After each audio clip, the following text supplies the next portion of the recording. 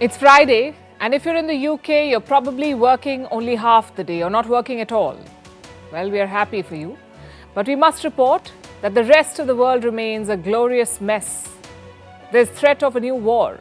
Israel is firing missiles at Lebanon. Hamas is firing rockets into Israel. In the past, this has led to war. There's no saying what it will lead to this time.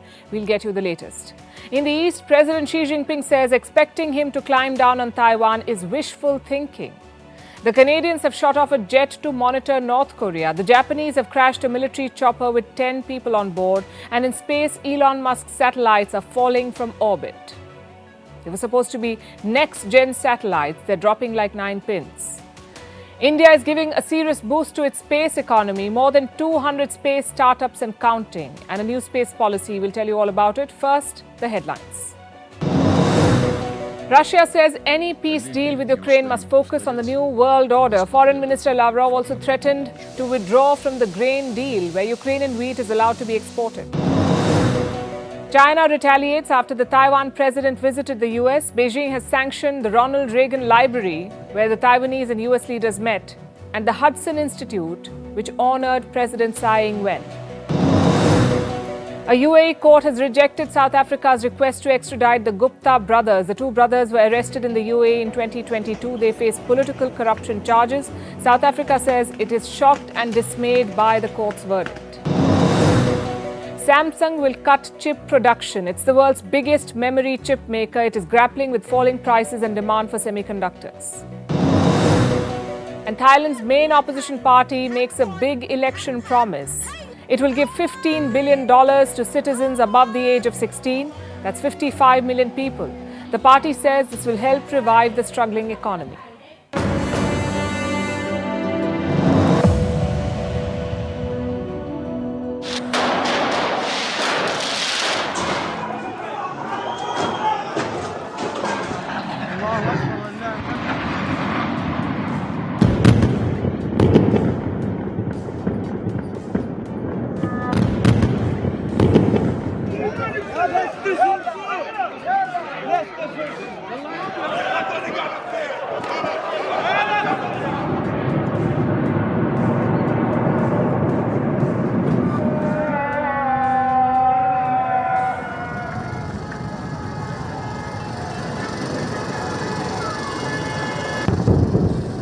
West Asia is staring at another war. Israel versus Palestine, Israel versus Hamas, and Israel versus Lebanon. It's a complicated mix. Rockets and threats are raining on Israel, and they're paying back in kind. And the way things are going, it could blow up into a full-fledged war. We say this because it has happened before, and it started exactly like this. The tension began at the Al-Aqsa Mosque. We've been telling you about the clashes there, the Al-Aqsa Mosque. This mosque is the third holiest site in Islam after Mecca and Medina. It is said that the Prophet Muhammad ascended to heaven from here. Now, the same mosque is a site of conflict. Israeli forces raided the mosque to remove worshippers who were apparently carrying weapons. The Palestinians fought back. Soon the fighting spread beyond the mosque compound. Militant group Hamas entered the fray. They started firing rockets at Israel, first from Gaza, then from Lebanon. Yesterday, there was a barrage of rockets that came from Lebanon. Israel responded with warplanes and conducted airstrikes on Lebanon. And both sides are now issuing threats. Hamas says, and I'm quoting, they won't sit with their arms crossed in the face of Israeli aggression. Israel says Hamas will pay a price for this. The world is calling for calm, but to no avail. Let's get you the latest. Last night, northern Israel was targeted. At least 34 rockets were fired from Lebanon. Israel said it intercepted most of them, but the ones that got through did cause damage. Some buildings were hit, 2 people were injured. They were hit by shrapnel. For Israel, the rocket attacks are a clear provocation. This is the biggest strike from Lebanon, from Lebanese soil, since 2006. That's the year when Israel and Lebanon went to war. And this time the attacks are coming from Hamas in Lebanon. At least that's what Israel says. Hamas is a militant group morphed into a political party. It controls the Gaza Strip. Israel calls the Hamas a terrorist organization. It says they are the ones who fired the rockets from Lebanon. Israeli defense forces were quick to counterattack. They dispatched jets. They struck targets inside Lebanon and also across the Gaza Strip. Around 3:30 a.m., there were aviation airstrikes, and we felt it. Then they struck here, but we weren't sure of it in the village. People went onto the streets, but didn't know. When we saw the soil, I knew it was here in our farmland, so we came and viewed it. People came to check the crater caused. We depend on God. May God ease it on everyone. Israeli fighters used around 20 missiles. They hit at least 4 sites in a span of 10 minutes.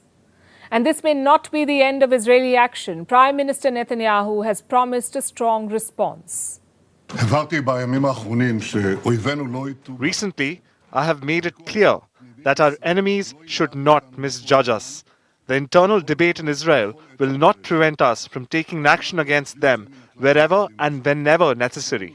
Regarding the aggression against us on the other fronts, we will strike our enemies and they will pay the price for any act of aggression. Israel is sending a clear message. It holds Lebanon responsible for the missile attacks and it wants to stop all Hamas operations in Lebanon. But it's not going to be easy. And Hamas too wants to punish Israel for the clashes at Al-Aqsa, among other things. Before the rocket attacks, the Hamas sent out this warning. What happened in Al-Aqsa Mosque, the Israel forces' assaults on the worshippers, is a crime and is a violation of all human rights and laws. And the occupation should be held responsible for it and its repercussions, because our people will not let this pass without a response to the terrorizing of the worshippers who were safe in the house of God. The strike on Gaza this morning is an attempt to prevent Gaza from uniting with our people in Jerusalem. We will remain to function as a shield to our people in Jerusalem and the blessed Al-Aqsa Mosque. Neither side is prepared to back down at this point, and this raises the risk of conflict.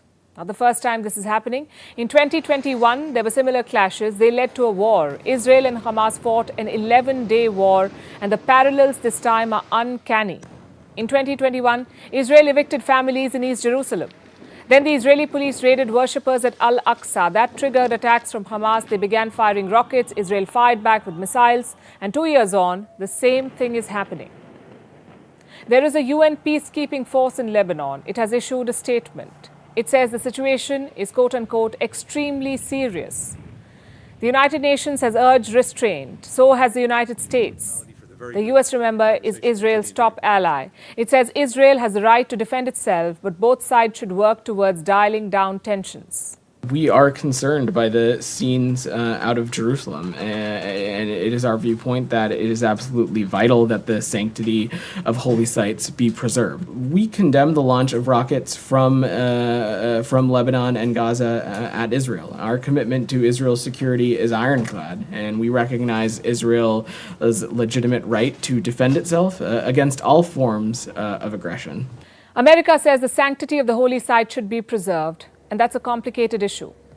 This is a site where Jewish temples once stood. They were demolished centuries ago. Now there are mosques and a peace deal that hardly holds. Jews can visit the site, but they cannot pray here. Muslims can pray, but they were flushed out of the mosque by Israeli forces. It was a security operation. The worshippers had explosive fireworks in the mosque. It is happening during the Muslim holy month of Ramadan.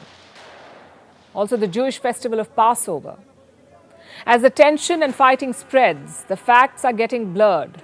Israel blames the Hamas for the rocket strikes, but reports say that the Hezbollah may also be involved. They may have backed the Hamas strikes. And who are the Hezbollah? This is an Iran-backed Shia group based in Lebanon. Also, they call themselves a political party. The Hezbollah is an arch-rival of Israel, and they back the Assad regime in Syria. Israel has been fighting a shadow war with Iran there. It has been targeting the Hezbollah. In fact, Israel has intensified operations in the last few months. Since the beginning of this year, Israel has conducted at least 10 airstrikes inside Syria. Israeli airplanes struck drone factories. They killed at least 2 members of the Hezbollah. So they may be hitting back with the help of the Hamas. And if Israel decides to retaliate further, the situation could spin out of control.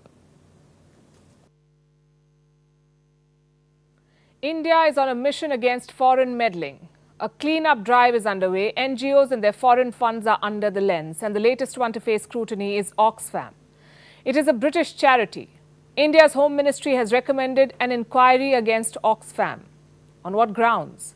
On alleged violation of foreign funding rules. The Foreign Ministry, in fact, has issued a statement. It explains the case against Oxfam, and this is what it says. The MHA found that Oxfam India continued to transfer foreign contributions to various entities even after coming into force of the FCRA 2020, which prohibits such transfers. The amendment came into force on September 29, 2020, and Oxfam India transferred funds to other NGOs, violating provisions of the FCRA 2010.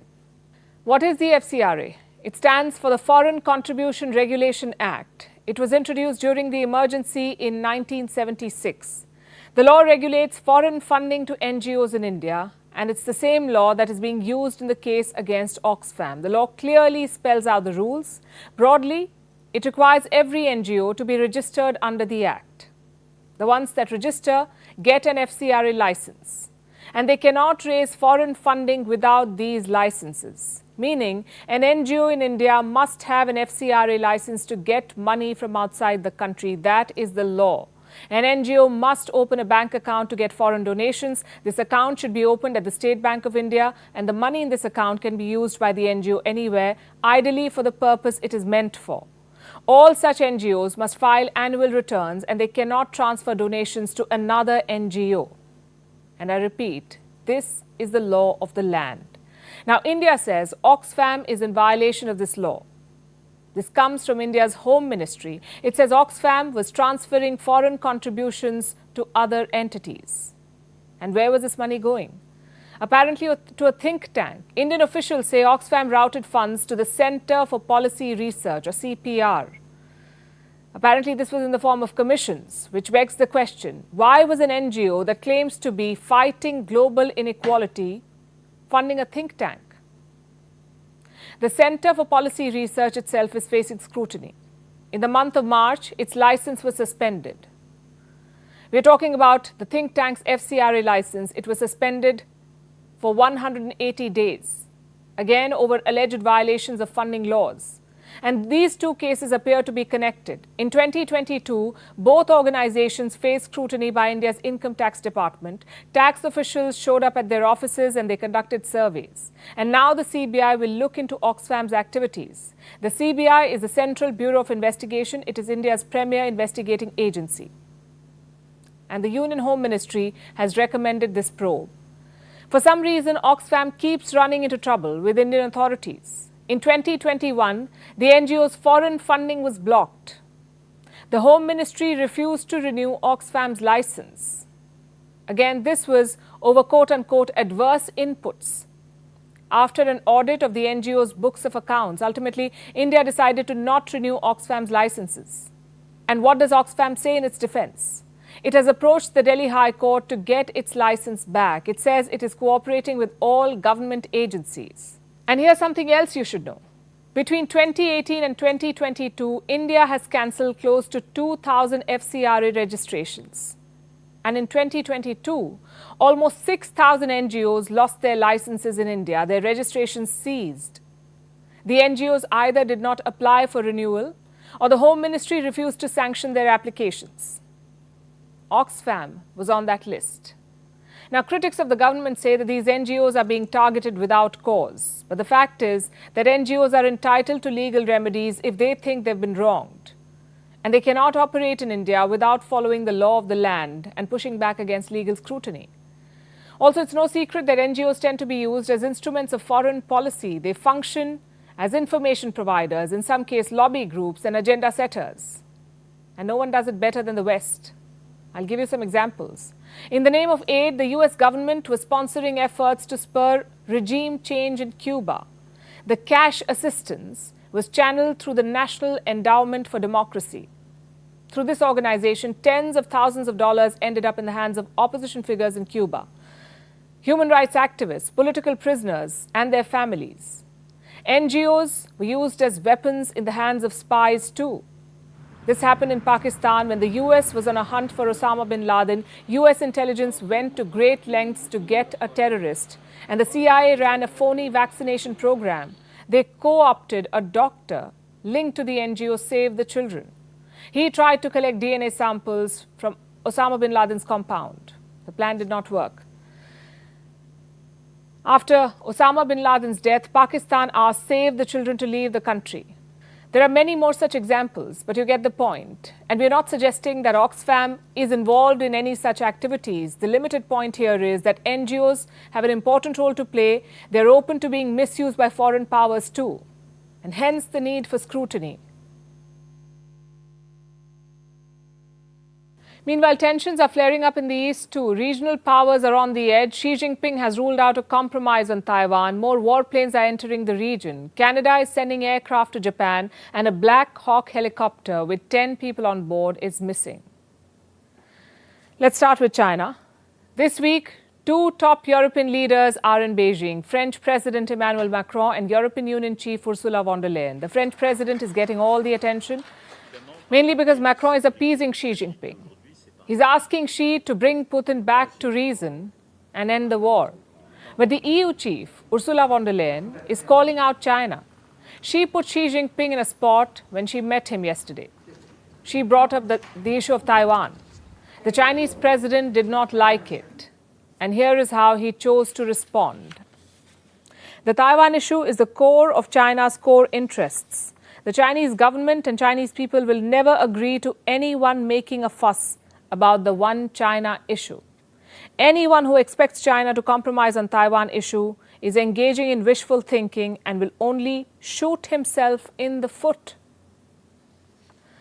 Why was Xi Jinping so angry? Because von der Leyen did some straight talking with him. She said the use of force against Taiwan will be unacceptable to Europe. We all agree that stability in the Taiwan Strait is of paramount importance. We have a very clear interest in preserving this stability, the peace, and the status quo in the Taiwan Strait. And therefore, nobody should unilaterally change the status quo by force in this region. The threat to, or the use of force to change the status quo is unacceptable. And it is important that the tensions that might occur should be resolved through dialogue. Ursula von der Leyen wanted a dialogue. Xi Jinping did not waste a second in shooting down the idea. To expect China to talk peace, and that too over Taiwan, is wishful thinking. Dictators only understand the language of strength. And the West is trying that too.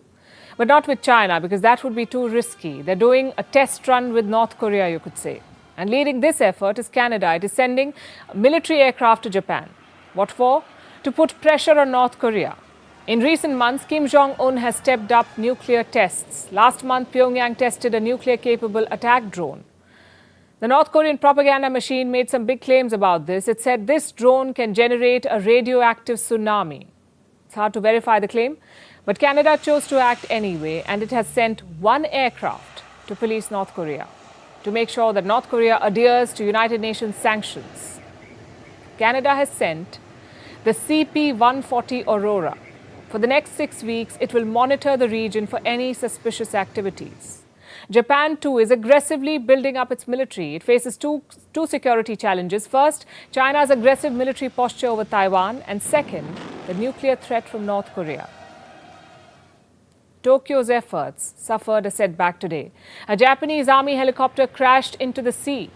There were 10 crew members on board. They're all missing. This was a UH-60 Black Hawk helicopter. Yesterday afternoon, it was on a reconnaissance mission. Suddenly, the chopper went off radar. Tokyo says it has crashed. The Ministry of Defense is currently assessing the situation. In any case, our first priority is saving lives. That's all we know right now. We will continue our search and rescue activities with all our effort, using Maritime Self-Defense Force ships, aircraft and Coast Guard patrol boats in order to rescue everyone as quickly as possible. What was the cause of the crash? Japan says it was an air accident. We'll have to wait for a full explanation. And now let's talk about the US and its abject failures in Afghanistan. America's withdrawal from Afghanistan in 2021 was a complete capitulation. You may remember the horrifying scenes at the Kabul airport, people clinging to the tires of an American plane, then falling to death.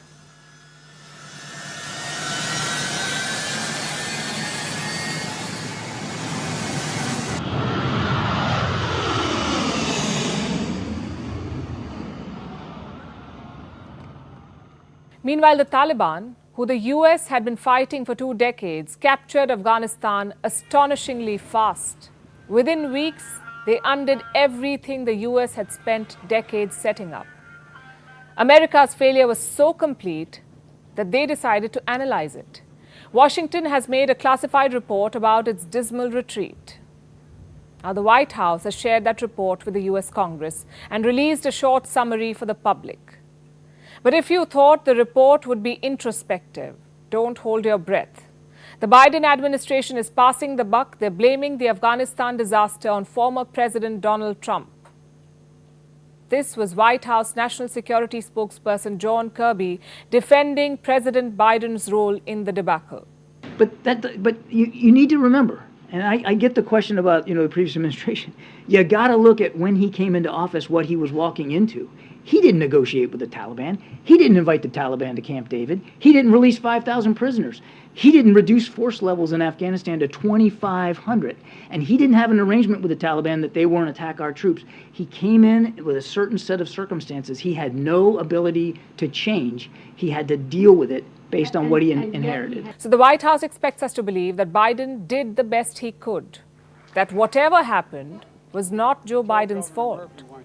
The points Kirby mentioned are not wrong, but he conveniently ignores some uncomfortable truths, like how the US was so unprepared that 2 suicide bombers killed almost 200 people outside the Kabul airport.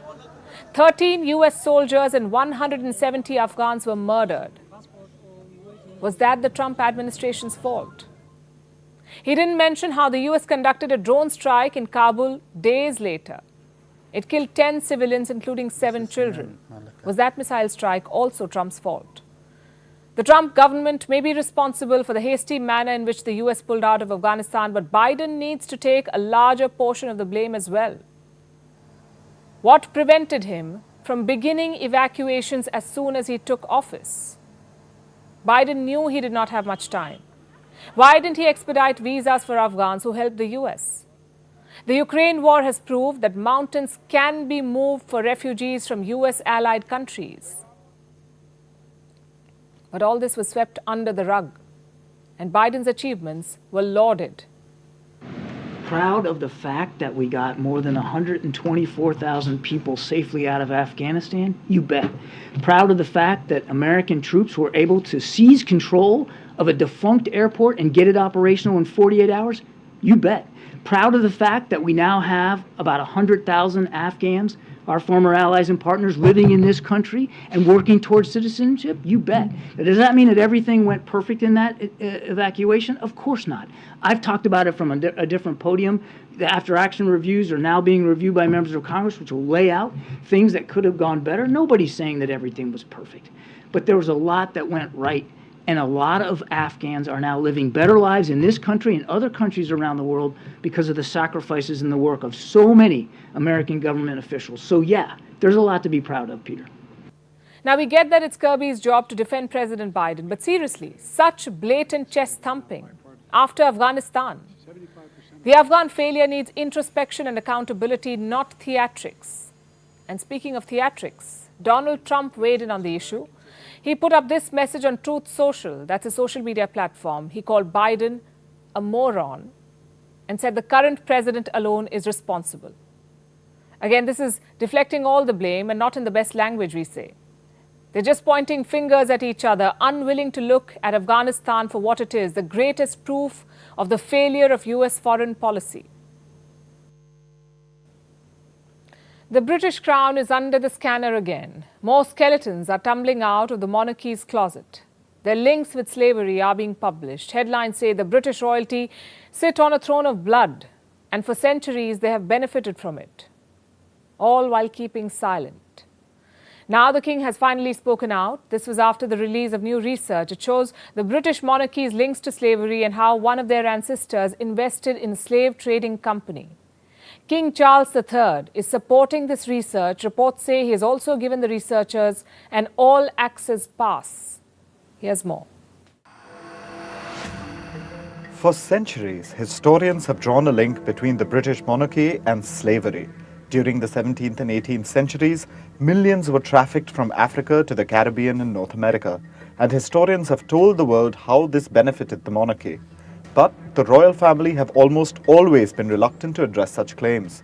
The British monarchy's historical ties with slavery are being investigated, and new research has been published. It discloses this document. Researchers are calling this evidence of King William III's stake in a slave trading company. It shows a transfer of shares worth over $1,200, with Edward Colston sending it to William III. You may have heard of Colston. He was a 17th century slave trader. And you may remember this. In 2020, anti-racism protesters famously toppled his statue in England's Bristol. It was in solidarity with the US Black Lives Matter movement. Buckingham Palace now says that the king takes this matter profoundly seriously, and the royal household is lending their support to the research. They will be offering access to the royal collection and royal archives. This research could be a healing moment for the UK, Commonwealth nations, and the world. It can even help tackle the problem of historical racism. King Charles may have given his nod, but if he's looking for good publicity, and he desperately needs some, going through his family's treatment of slaves might not cut it. In fact, the entire venture may boomerang on him. The researchers' findings agree with what historians have been saying for years now. The slave trade has hugely contributed to building the status of the royal family. It has grown its prestige and fortune. They have profited from the slave trade, built industries on the shoulders of enslaved people, fueled the expansion of their kingdom by taking advantage of millions of people. The UN has labeled this the greatest crime against humanity. King Charles has previously spoken about slavery. He has expressed his regrets, described the slave trade as an appalling atrocity, and called the centuries of slave trade the most painful period. But he has never apologized, and the world has never bought it. They say Charles is busy expressing generalized sorrow instead of actually acknowledging the monarchy's role. The reign of King Charles has practically not even begun, but it seems like the world is already against him. And he can support this research, but it will not shock anyone when this does more harm to his image than good. Because at the end of the day, the royal family transported millions across great waters in wooden vessels, and their voice was rendered silent. So anything the king says, apart from a clear apology, will not cut it. The future does not want a king, the present is against him, and the past is simply muddy. It seems like Charles has nowhere to go. The emperor has no clothes, and, unlike in the folklore, everyone seems more than eager to let him know. Yesterday we talked about India's digital strength. Today, India is making headlines again thanks to its space sector. It is reaching for the stars. And it's got a major policy thrust. We're talking about the Indian Space Policy 2023. But before we get to that, here's a primer on India's space program. It has seen tremendous growth in recent years. But it wasn't always like this. After the Second World War, the US and the Soviet Union were the front runners in the space race. Scratch that. They were the only runners. India inventing space tech seemed nearly impossible. But that changed in 1962 when the Indian National Committee for Space Research was formed. It is now called ISRO, the Indian Space Research Organization. And here's a fun fact. Its core team involved former President Dr. APJ Abdul Kalam. India launched its first rocket in the year 1963, which was nothing short of a miracle. India's space tech then moved forward in leaps and bounds, but true to its nature, the West felt threatened. In 1992, the US slapped sanctions on ISRO and prevented Russia from sharing cryogenic engine technology with India. So the world did not just refuse to help India, they created hindrances, they mocked us. Who can forget this cartoon from the New York Times? They tried to ridicule India's space ambitions. Undeterred, India moved forward. And who knew that 2 decades later, India will be helping them? ISRO joined hands with NASA to co-develop the world's most expensive Earth imaging satellite. India also went on to find water on the moon in 2008, and in 2014, the New York Times apologized for that cartoon. Because India's space growth had put them to shame, and it continues to grow. In 2020, India's space economy was worth $9.6 billion. By 2025, it will be $13 billion. जैसे भारत के IT sector का सामर्थ्य आज दुनिया देख रही है, वैसे ही आने वाले दिनों में भारत के स्पेस सेक्टर की ताकत नई ऊंचाई पर होगी.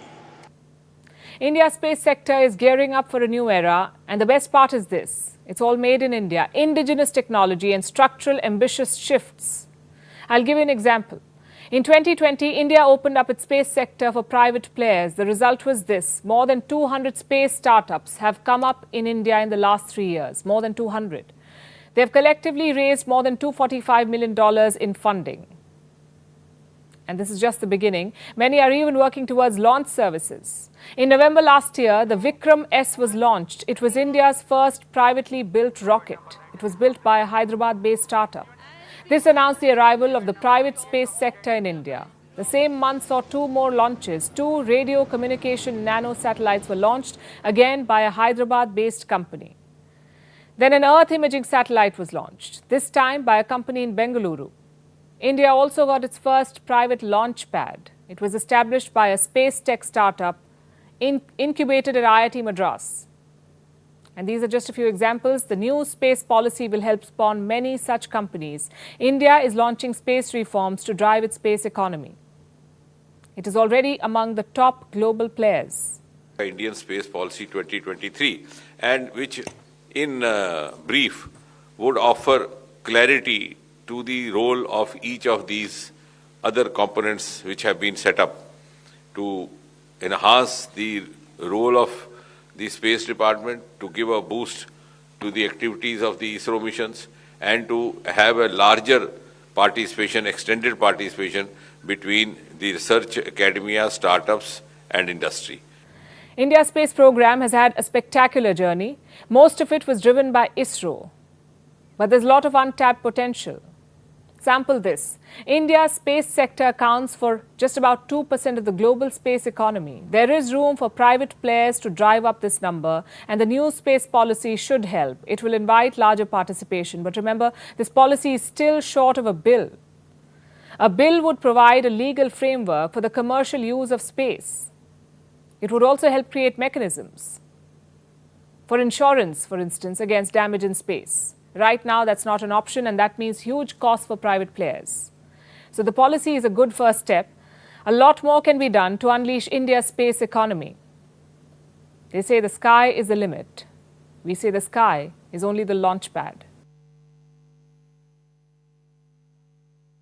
And while India gets ready to scale new heights in space, Elon Musk's satellites are falling from the sky.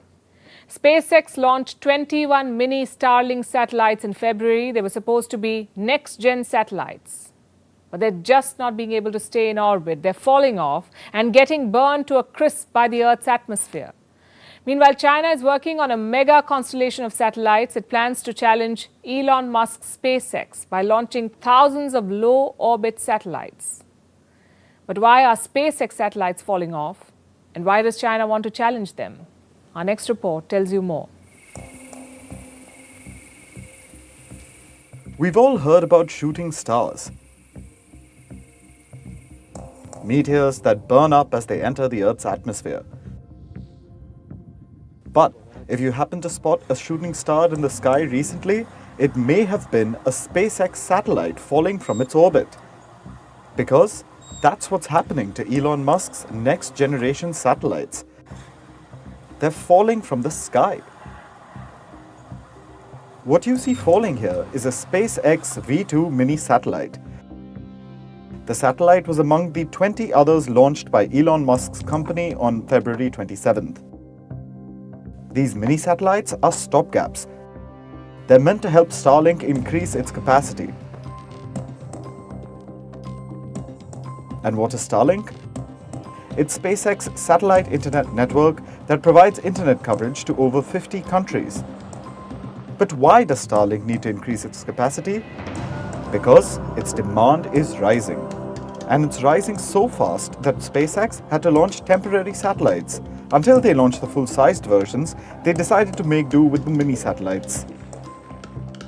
But the plan isn't holding. Last month, Elon Musk made an admission. He said the satellites were experiencing some issues.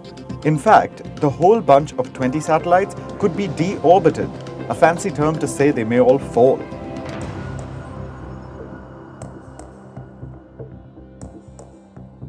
And China is watching this closely. It plans to challenge Musk with 13,000 satellites. China will deploy close to 13,000 low-orbit satellites. And why does it want to compete with SpaceX? Because China sees it as a threat. It fears that the US can weaponize Starlink. And it cites what America is doing in Ukraine. Starlink's internet is helping Ukraine remain connected to the world. It's also being used by the Ukrainian military for its operations. Clearly, if the need arises, Starlink can be used to push America's geopolitical interests. So, China is planning its own mega constellation of satellites that can beam internet back to Earth. But that's just one part of China's plan. The other is this. China is researching ways to suppress or even damage Starlink satellites. This is all part of a government-backed project called Guowang, which means State Network. And how far has China come in this pursuit? SpaceX has 3,000 operational satellites. Elon Musk plans to take that number up to 42,000. China, on the other hand, faces a host of challenges. It doesn't have enough low-orbit frequencies. And it blames the US for this. China says America seized all the low-orbit resources. This was part of a research paper released by a Chinese military university. It said the rapid development and deployment of Starlink was not just a commercial project, but rather a competitive and strategic interest plan by the US government. China wants to counter this and challenge America's domination in space. There was a time when wars involved cutting food and water supplies. But the way things are going, the next war may be over who cut whose internet.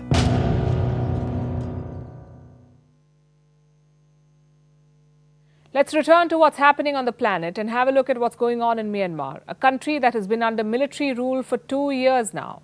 The people of Myanmar are fleeing, they're escaping the clutches of the military junta and seeking refuge in neighboring Thailand. Reports say there are frequent clashes in Myanmar, violence has escalated, the military is fighting armed rebels, and the ordinary people, as always, are bearing the brunt. Here's more.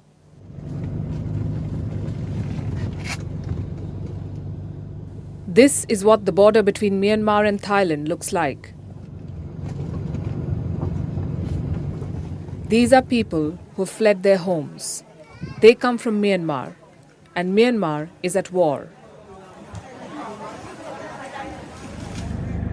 A civil war that is seeing several rebel groups fighting the military regime. Ordinary people, like always, are at the receiving end of this fight. Thousands have fled eastern Myanmar and have taken refuge in Thailand. This comes amid intense fighting between the army and resistant groups in the east. On Wednesday, at least 5,400 civilians crossed over to Thailand from Myanmar's Mayawadi district, and more are waiting to cross over. The Thai government is providing shelter, food and water to the refugees. The military junta is not exactly having a walk in the park either. It deposed the democratically elected government of Aung San Suu Kyi in February 2021. And since then, it has been fighting armed rebel groups and anti-coup organizations. They formed an alliance of sorts against the military rulers. The rebel groups had been fighting the government for years, but when the military took over, these groups joined hand with pro-democracy organizations. This has compounded the challenges for Myanmar's military regime. it has resorted to using lethal force against opponents. The human cost of the military rule has been enormous. More than 1.5 million people have been displaced, 40,000 homes have been gutted, 8 million children no longer have access to education, and about 15 million people are said to be facing a severe shortage of food. The military has jailed over 17,000 dissidents, and over 3,000 people have been killed in the past 2 years alone. Last week, 8 people, including children, were killed in northwest Myanmar. And on March 15th, 22 people were killed in an attack on a monastery in southern Myanmar. Among those killed were 3 monks. And these are just 2 examples. Such acts of violence have become the norm in Myanmar. The generals blame the rebels for this. In fact, they say that attacks by armed rebels have taken 5,500 civilian lives. Myanmar has a humanitarian disaster on its hands. The United Nations says 17.6 million people, who make up a third of the country's population, need humanitarian aid. The health system is in tatters. There's a mental health crisis that has taken hold of the country. Suicides are rising. So are deaths due to diseases. The World Bank describes Myanmar's economy as severely diminished. So it's not really a tough call for the people. Their best bet to survive is to get out of Myanmar and hope that normalcy returns soon. And finally, we're moving away from all the doom and gloom because it's Friday and the anticipatory comfort of the weekend awaits us. In a work week, the day that most of us look forward to is a Friday, and no prizes for guessing why. We all know about that Friday feeling. Now there are actually names for it. How about Feckless Friday? Or if that's too stiff for some of you, try Fool Around Friday. What does that mean? What employees have been doing for generations, taking it easy on a Friday because the weekend is knocking on your door. So Fridays were already good. Just look at the memes. But if you're in the UK, it's about to get even better. As the heartburn over the headcount continues for British companies, they're now getting innovative in luring workers and trying to keep them happy. Firms are now enticing employees with early finish Fridays. So now, instead of wrapping up your work at your usual time at 5 or 6 p.m., you can clock out early by 3:30 p.m. on a Friday. And that too without having to wrangle with your boss, leaving behind the drudgery of the work week and embracing your weekend of limitless possibilities. Sounds too good to be true, right? But it's not. The question is, why are companies in the UK doing this? It's not because they care so much about the emotional well-being of employees. It's because of fiscal prudence.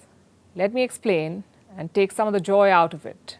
Britain, like many parts of the world, is battling a labour crunch. Propulsive job growth is a thing of the past. Workers are in high demand, and the good ones, at least, are in high demand, and companies are pulling out all the stops to coax them, to win them over, and to fix the labour crunch. But what caused the shortage in the first place? The answer is twofold. 1, the exodus of young people from the workforce during the pandemic, and 2, a sharp increase in the number of early retirements, mostly for those above the age of 55. From December last year to February this year, the number of job vacancies in the UK was more than 1 million. And this wasn't even the worst. The figure was even higher between September and November 2022. So you get the picture. The jobs are there, but where are the workers? It's this demand-supply gap that has forced British employers to be benevolent. It's the economy, stupid, as Bill Clinton's political strategist James Carville said once.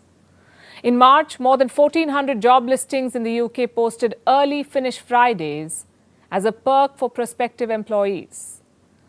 And this is especially targeted towards Gen Z, to appeal to their sense of work-life balance.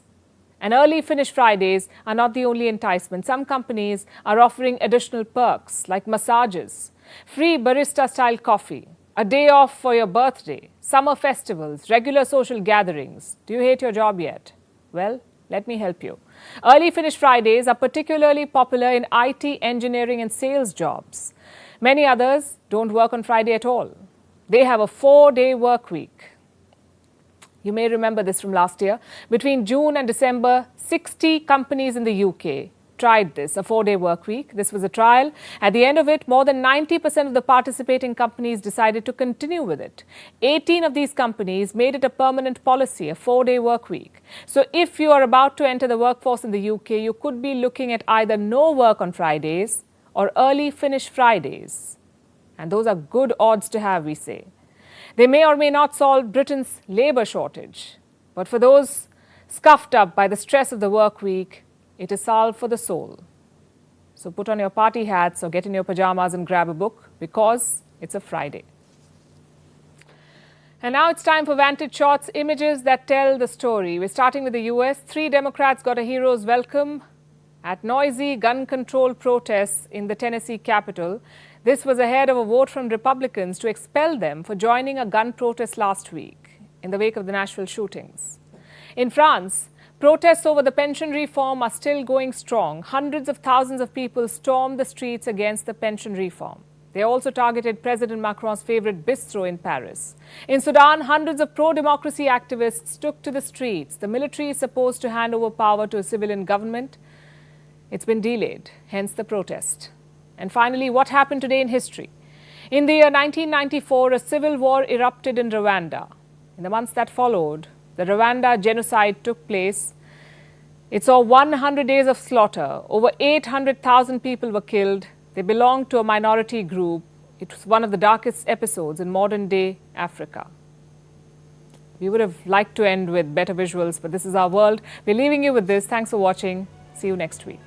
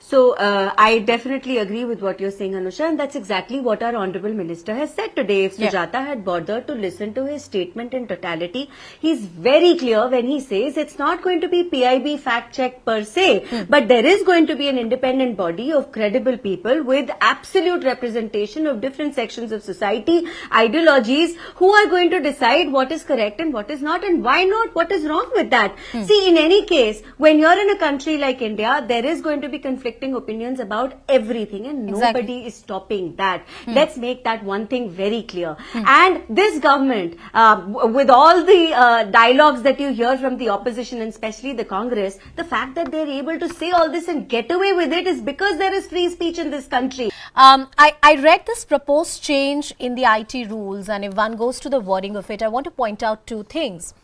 One, the government is absolutely right in saying that the content that they are talking about is strictly the content that pertains to the government. But the opposition and critics are asking you that suppose there is an opinion which pertains to a certain policy of the government and the government doesn't like it.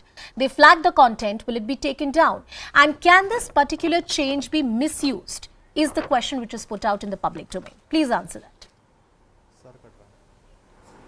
Anusha, good evening. Good evening. We have to draw a clear distinction between people not being agreeable with the policy and blatantly spreading fake facts and news. So, and our IT minister has very clearly differentiated between the two. You want to criticize something, you want to give an opinion, you are of course allowed to do so, and nobody is interfering with free speech here, whether spoken on media or on social media. But at the same time, if you claim to be somebody who's imparting facts, figures, any kind of information which you claim is true, then it does deserve to be fact checked and checked in some way. And IT rules were got in for a very valid reason. Now we know in this world of social media, this entire new world of virtuality that exists today around us, there has to be a fact check on things. There has to be a redressal forum. If somebody is spreading fake news, telling lies, or resorting to anything that we would deem to be either illegal, immoral, there has to be a redressal system, and that is the system that has been put in place by these IT rules. I don't know why the opposition wants to get deeper than that very basic fact which makes all of us more secure when we use social media and politicize it. Are you trying to imply that you cannot differentiate between giving your opinion and stating facts? Are you trying to imply that when you're discussing a policy, you cannot do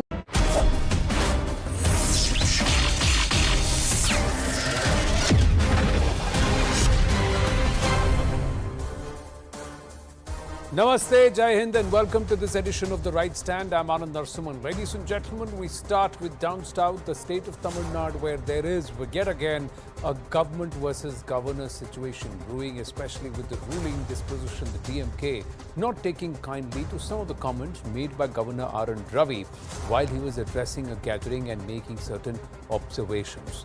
Now, the tussle. The question is, who is taking the right stand between the two? The governor stoking a fresh row where he turned around and said that there was something not very genuine about the Sterlite protests. He alleged and then he indicated that he believed that the Sterlite protests were actually funded by vested interests to derail perhaps a story that was going in the interest of Bharat. Now, he also turned around and said that for many governments who should understand this, is that when the governor says that certain bills will be delayed, that is a polite way of saying that these bills are dead and they should not be considered and they should not be pressed with going forward, because perhaps the government of the day is not actually taking the right stand. But the larger question, ladies and gentlemen, is in this fight between the political party, the DMK, and the governor of the state of Tamil Nadu, Sri R.N. Ravi, who is actually taking the right stand? Who is actually trying to put the facts as they are and say, let's try and take a pause and consider all angles and aspects. Let's try and understand where this controversy first erupted. The Tamil Nadu governor said the protest against the Sterlite copper plant in Thoothukudi, which led to its closure, was fully funded by foreign entities. The governor also said that if the governor keeps a resolution pending without assent or consent, it means a polite rejection. Listen to what he had to say. It was a purely foreign funded entire activities which led to the protest, unfortunate police firing, and that cost innocent lives. That is a very sad part of it. But they wanted this Sterlite to be closed because that Sterlite produced 40% of our copper need. And you know how copper is important for electronic industry. Copper, electronic industry, 40% of Bharat's needs. One should understand which foreign entity is being pointed at by the governor. Meanwhile, there's been strong criticism that's come forth from the DMK. The governor shouldn't think he's a great dictator. Violation of constitutional definition is happening from the governor's office. Hope the governor retracts the comments. That's what the comment came from the Chief Minister, Thiru M.K. Stalin. Meanwhile, challenged the governor to speak in Thoothukudi is what the challenge came in from Udayanidhi Stalin. Kanimozhi said the Tamil Nadu governor is defaming people's struggle. Now, this immediately set off a political face-off between the BJP, which is fast emerging as the opposition in Tamil Nadu, or an opposition to reckon with in Tamil Nadu, and of course the DMK. The AIADMK under Edappadi Palaniswamy so far has remained guarded on this matter. Listen. Governors are nothing but appointees who are rubber stamped and are supposed to abide to the will of the people. This governor, by not passing bills passed by the elected legislature, he is insulting the voices of 8 crore people who have elected this DMK government with a thumping majority. We have been saying right from the day one that some anti-social elements and anti-national elements were involved. Even the AIDMK had been saying that. Even today they are saying that. Our question is why the DMK is getting so much of anxiety, and they are getting I don't understand why they should get so tensed about this Mr. Ravi's speech. Well, I must admit that the AIADMK in the past has also said that there was some aji-baji. But now the AIADMK has also come forth and criticized the Tamil Nadu governor.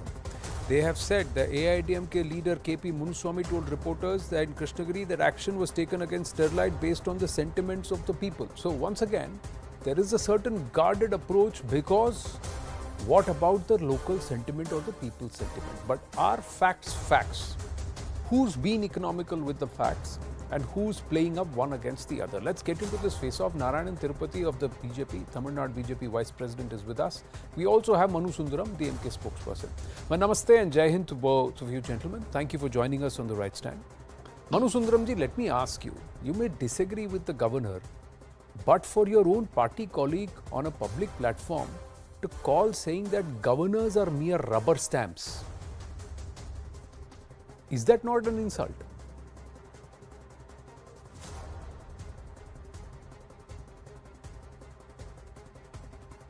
Can you hear me, Manu Sundaram?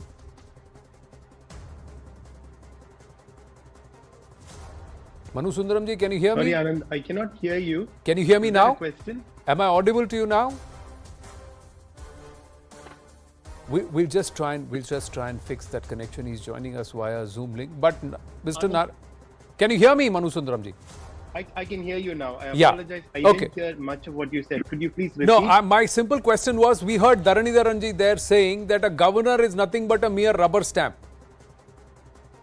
Now, is that not an insult? That's right. Is that not an insult? So the No, it is DMK not. can say whatever they want towards the governor's office or a constitutionally appointed body or a person, but the governor should not explain their thoughts or keep his point of view. So let's not get too carried away by words, because it's important to understand the context.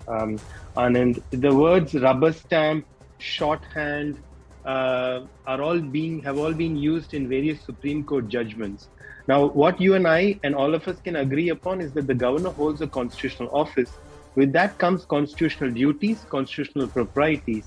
The proprieties are what they say, how they act, how they conduct themselves, so on and so forth. Constitutional duties are how they form part, an integral part of the executive setup. Now, the executive setup, as you know, works in sync with the legislative setup. Now, our problem is twofold, Anand, and I'll be very short. There are 14 bills passed by the Tamil Nadu Legislative Assembly. Some have been passed unanimously, meaning by not only the DMK and its allies, also the AIADMK as well as the BJP. Now, all these bills have been held by the governor. This is a constitutional illegality. Now, the impropriety is what he says about Sterlite, and I'll come straight to Sterlite because that was the focus of your opening comment. Now, there are 3 problems with that, Anand. First is, where does the Honorable Governor get his information from about these being foreign funded and so on? Second is, why has he not sent any particular report along these lines to the union government? As you know, the governor forms an integral link between the state and the union government, and he, in a sense, reports to the union home ministry. Thirdly, the Sterlite protests, Anand, as you very well may remember, took place in 2018. The two political parties who formed part of the ruling dispensation in 2018 were the AIADMK in the state and BJP in the center.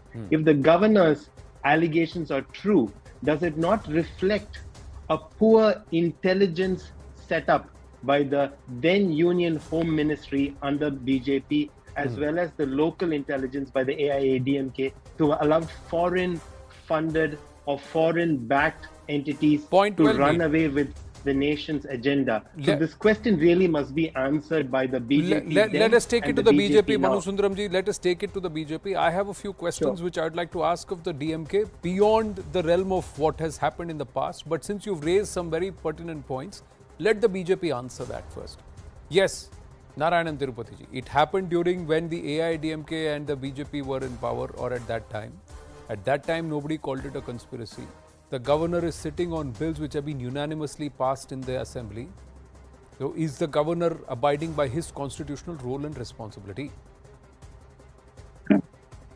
Anand, that time, in fact, in your channel also, we have discussed, and I have very clearly said that there is a conspiracy, and vested interests, particularly anti-social elements, have definitely barged into this protest, and they are the reasons, they were the reasons. And we also said that, in fact, we have very strongly, we have condemned the killings also, the innocent people. So, number one. Number two is that, Anand, I would like to recollect, I think if you Google it, you will get it. On 24th February 2012, Mr. Manmohan Singh, the then Prime Minister of India, had very, very clearly stated that whoever protested in Kudankulam were taking funds from America and the Scandinavian nations. This is what Mr. Manmohan Singh said, and they are the reasons for the protest, and it was acknowledged and seconded by Mr. Karunanidhi on February 29, 2012, saying that yes, these Kudankulam protests are funded by Americans, and the AIADMK is supporting the protesters. This is what Mr. Karunanidhi and also Mr. Manmohan Singh said. Whatever Mr. R. N. Ravi said, the same words, these people are blocking the growth of the nation. This is what Mr. Manmohan Singh said. And now this DMK, which had accepted what Mr. Manmohan Singh said the other day, in 2012, they are trying to say that what Mr. Ravi says is unconstitutional. Mr. Ravi is trying to unnecessarily get into the politics and all those things. Now Mr. Stalin has to tell one thing. The same district, nearby district, whether he should accept that these Kudankulam protesters are anti-nationals or not. Because they have said, Mr. Karunanidhi had committed, he has acknowledged, or the Tuticorin. If they are ruling, then all these people are anti-nationals. If they are in opposition, then they are my question is a larger question. My question is a larger question. If pending bills and some of these pending bills are unanimously passed, that means parties across party lines, treasury, opposition, if they are unanimously passed, should the governor explain why he's sitting on them? Yes, Anand, yes. See, regarding these bills, I strongly deny what Mr. Manu Sundaram said, because BJP has never supported these 14 bills, whatever it is there. And these, out of these 14 bills, the Chief Minister actually explained what are all the bills pending. At least 10 bills are pertaining to the universities, wherein they want to remove the governor as chancellor from all these universities and appoint their vice chancellors. This is the main reason behind all these things. Because they, at least in the last two decades, I have limited time. I have limited time. So one second. What I'm going to do is, let's break this into two aspects. One is the political fight aspect in terms of the bills. The other one is an interest which is a national interest, Manu Sundaramji, and that's where I want to shift the attention.